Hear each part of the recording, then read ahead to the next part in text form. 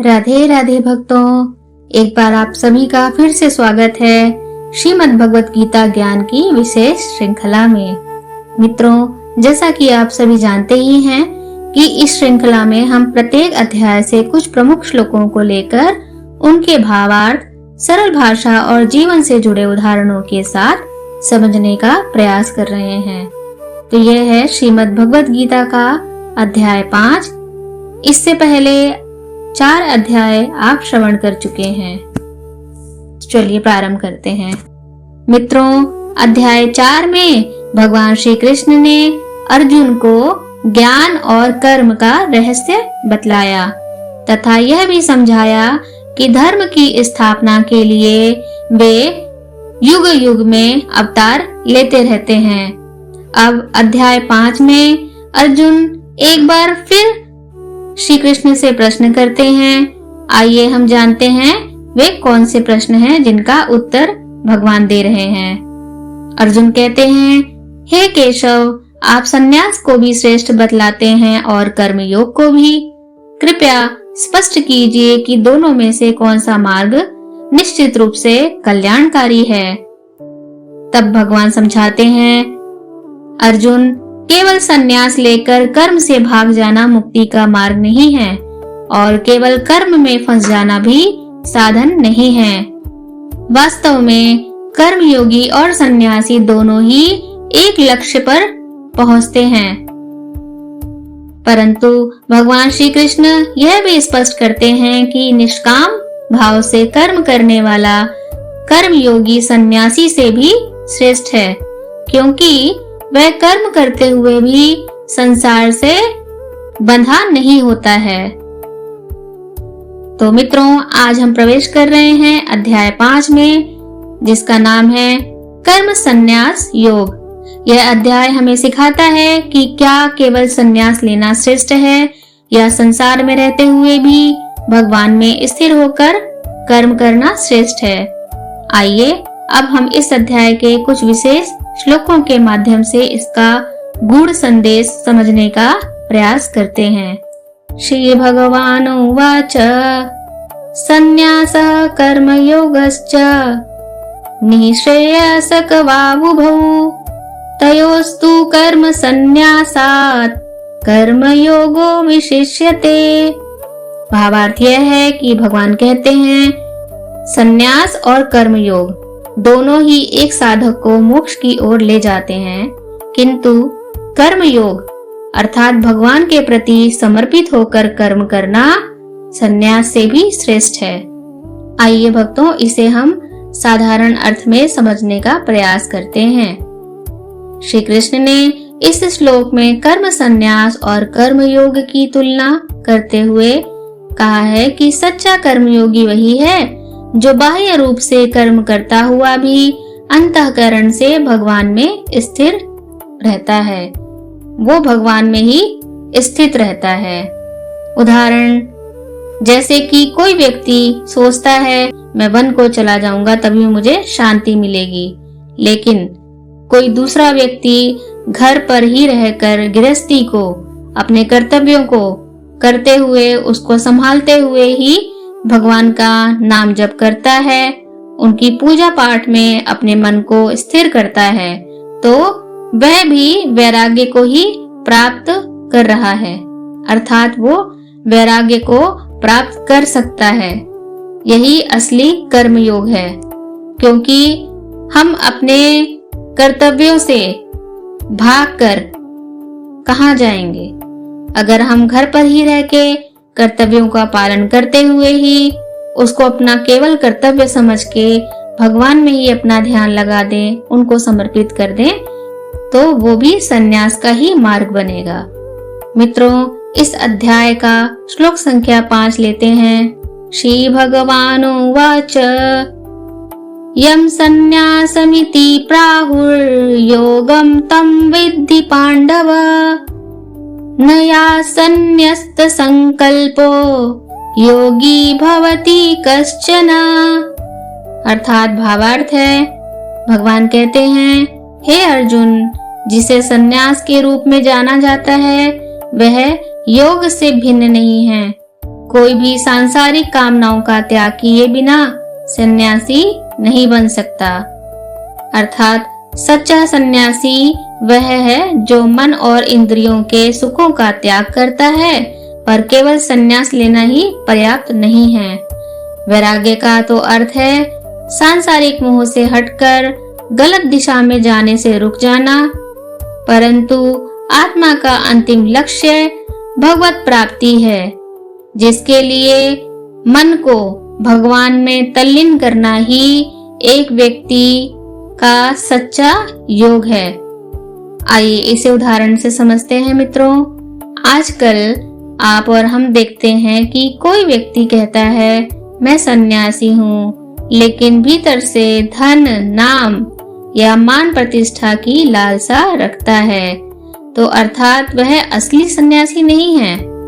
सच्चा सन्यास तो वही है जिसमें मन की आसक्तियां खत्म हो जाती हैं, जैसा कि हमने पहले भी ऊपर चर्चा की।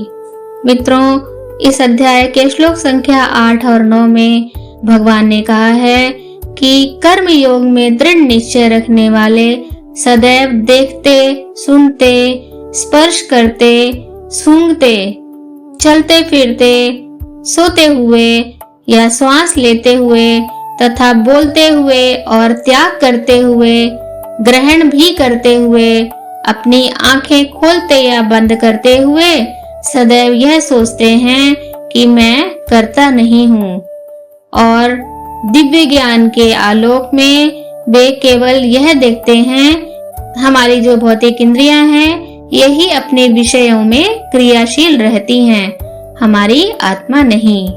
आइए मित्रों, इसको भी हम एक साधारण अर्थ में समझते हैं। भगवान कहते हैं कि योगी अपने को यह मानता है कि मैं कुछ भी नहीं करता हूँ।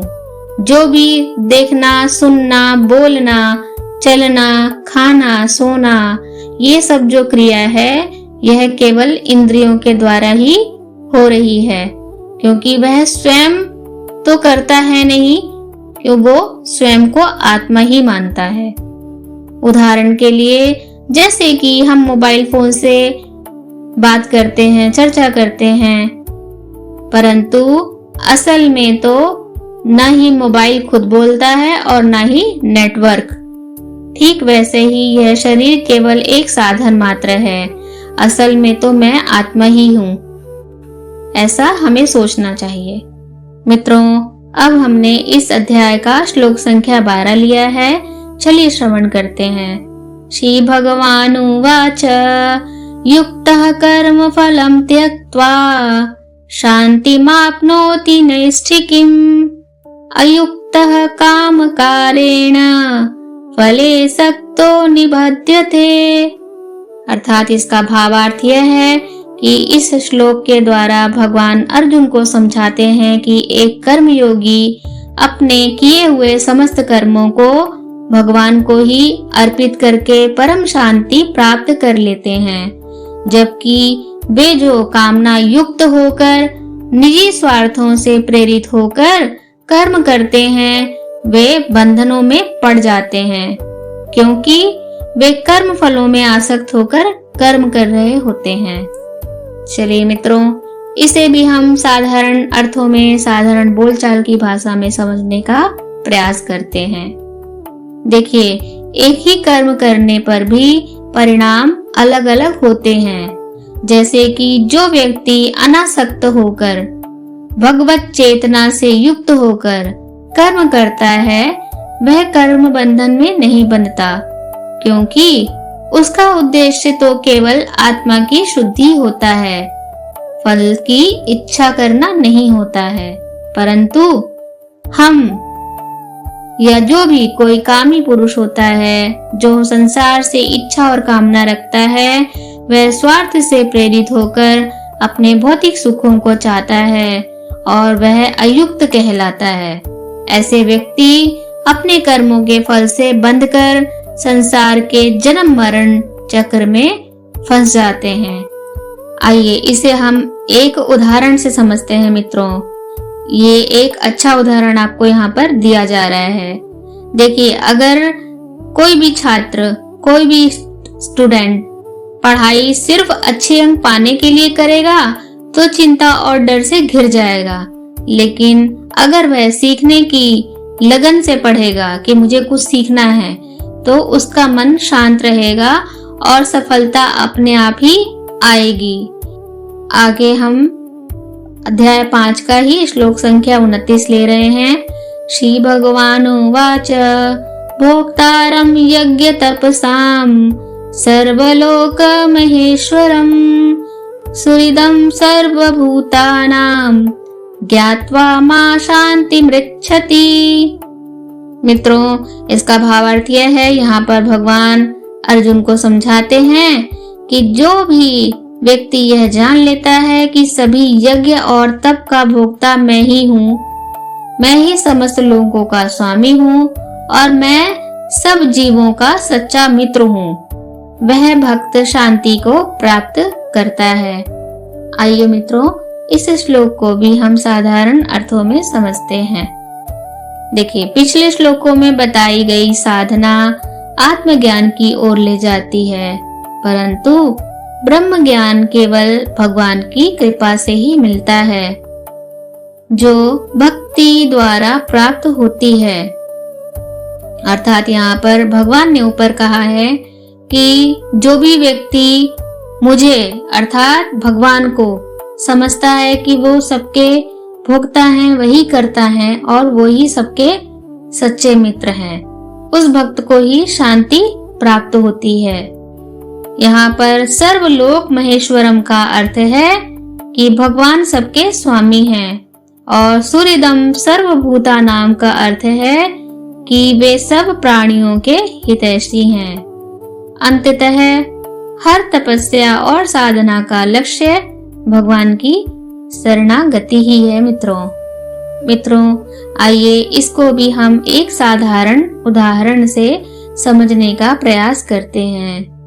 जैसे कि हमारे जीवन में एक बच्चा है और वह अपने पिता पर पूरा भरोसा रखता है कि मेरे पिता मेरे लिए सब कर लेंगे। वैसे ही भगवान को अपना मित्र और स्वामी मानकर जो जीता है, उसके जीवन में भय और अशांति दूर हो जाती है। अर्थात उसके जीवन से डर, भय और अशांति तो कोसों दूर चली जाती है। मित्रों, आज हमने श्रवण किया श्रीमद् भगवत गीता जी के अध्याय 5 कर्म संन्यास योग का। यह अध्याय हमें क्या सिखाता है, चलिए इसके बारे में जानते हैं। हम इसका अवलोकन करते हैं।